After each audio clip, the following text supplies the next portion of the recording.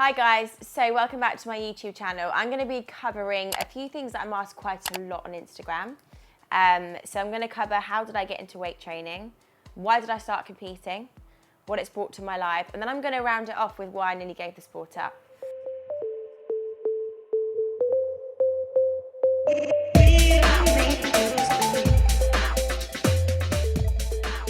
Okay, so first off, how did I get into weight training?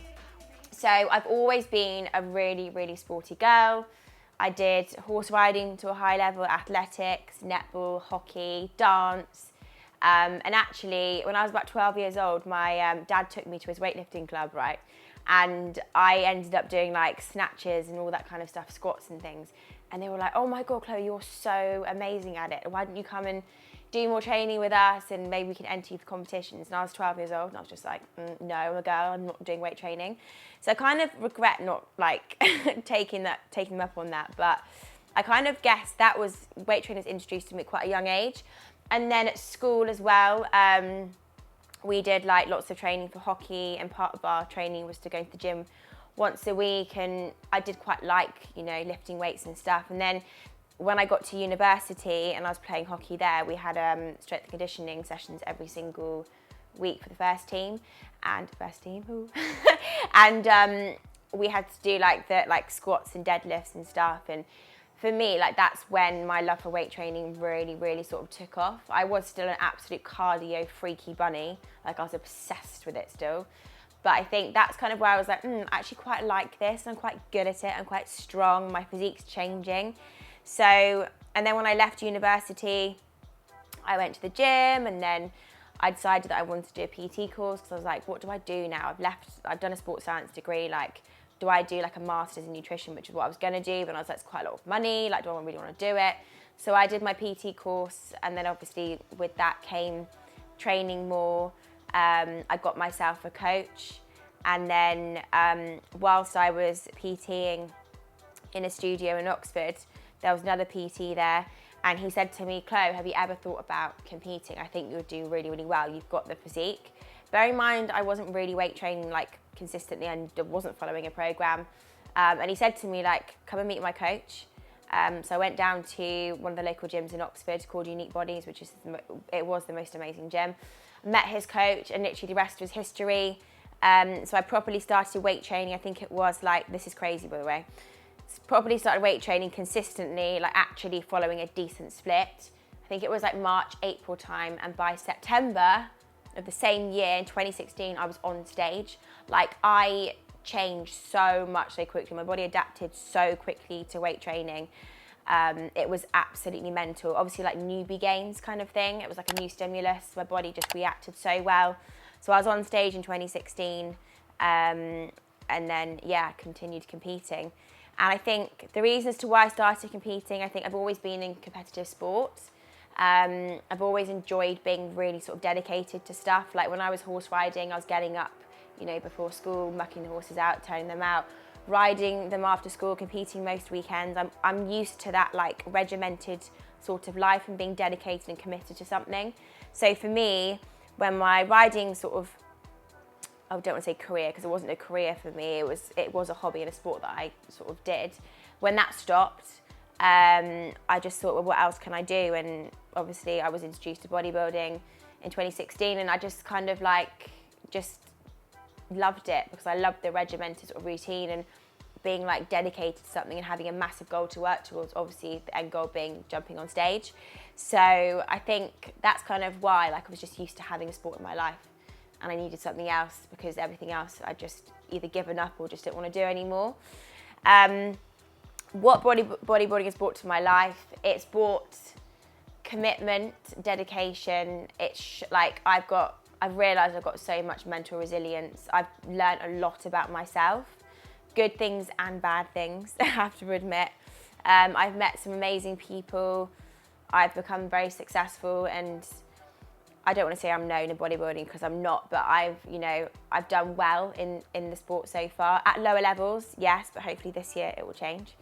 And I think from a business point of view as well, like, it has helped my business massively because I'm leading from the front. I'm putting myself through, you know, a grueling process like prep, and it does inspire people and people do look up to you, and I do obviously prep people as well, so it kind of goes hand in hand with my job. And I just think, I don't know, like I've got such a, although bodybuilding is not my like identity, it just, I don't know, it just gives me so much like drive and motivation, like going to the gym, like I said, having that end goal to work towards as opposed to just going through the motions every single week. Like, I don't know, I just absolutely love it. And then, but on the flip side, I'm going to go into it now, like I nearly gave it up because I think it was because I did 3 years back to back, so 2016, 2017 and 2018, and my relationship with food, like through those 3 years, was deteriorating massively, but it was masked by competing, by following a meal plan, by dieting. Obviously I ended 2018 on a huge high, but at the end of that prep, like I was gone, like mentally and physically, like I was floored.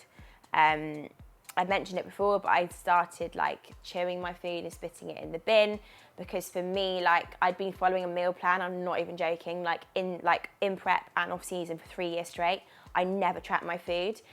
And I look at that now and I think, flipping hell, that is so unhealthy. Like I would never do that now, and I would never make my clients do that either. I actually track my food right now. To be honest, I do have pretty much the same meals every day just for convenience, and obviously calories are super low now.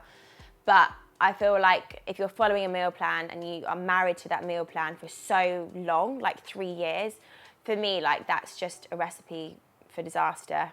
And it did give me disordered eating. So not only did I have that to contend with and get over, I then left Oxford and I moved to London with my ex-boyfriend. Didn't have much choice in that either. London, a lot of people love it. I'm not even joking. I can't stand it. I would never live there again. For me, it wasn't a city that I was ever settled in. Like, it is amazing, but there was too many temptations to party, which I did too much of when I first lived there. And there was never a gym that I settled in. Like in London, there's not, like around like Croydon area, obviously you've got like Muscleworks, Orpington, you've got like King's Gym and stuff. They're sick gyms, but I was so far away from those gyms, like well over 45 minutes. I lived in Fulham.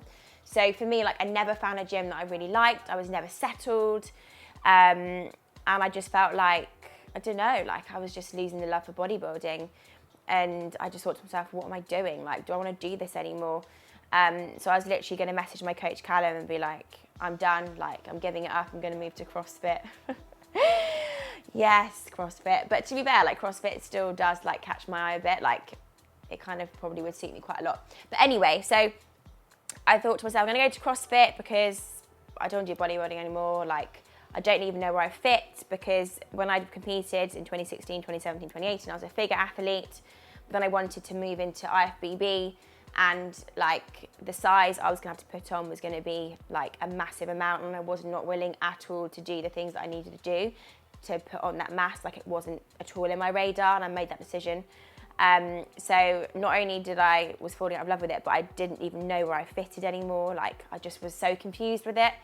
And that's kind of like when I sat down, I thought, well, what could I actually do? And wellness, I think wellness had been out for a couple of years. And I thought to myself, would I fit into this category? And I thought, well, I don't have fake boobs. Can I do it without fake boobs? And so I got some pictures for Callum, for one of my check-ins actually. And instead of doing figure poses, I just did some like bikini/wellness poses, and they actually looked pretty decent. So we then decided that we were going to aim for that. I did have obviously a lot more size to gain, but with me being sort of like lower body dominant, I had every bit of faith in myself that I could do it. So then I was still a little bit like hesitant, like, do I want to compete again? Do I not want to compete again? I was still living in London at this point. Then lockdown hit, which just ruined like everyone's plans, didn't it? Like it was really, really hard. But in lockdown, I decided actually like, do you know what? I'm actually going to do this. So the fire was lit in my belly. I actually ended up leaving London, God, when was it? Last year, beginning of last year. Left my ex-boyfriend, left London, came back to live here, and I was training in the barn. I didn't have barely any equipment to use. But like, I don't know, I just found that motivation for it again, and I just thought to myself, this is what I want to do. So I haven't looked back since. Then the gym's opened, and yeah, like I just fell straight back in love with bodybuilding again. But I think as well, like, as much as I love bodybuilding, it is quite a toxic world. Like, you can get caught up in it too much if you're not careful, obviously with the food side. Being so obsessed with how you look, it's not healthy. And again, this is why taking time away from the sport is so important. You can actually decide whether you want to do it, whether it's like in line with your values anymore, like if you have the passion and love for it, because if you don't, there's literally no point in putting yourself through something like a grueling process like prep. So that's kind of like my little backstory to why I started, like what it brings to my life and why I nearly gave it up.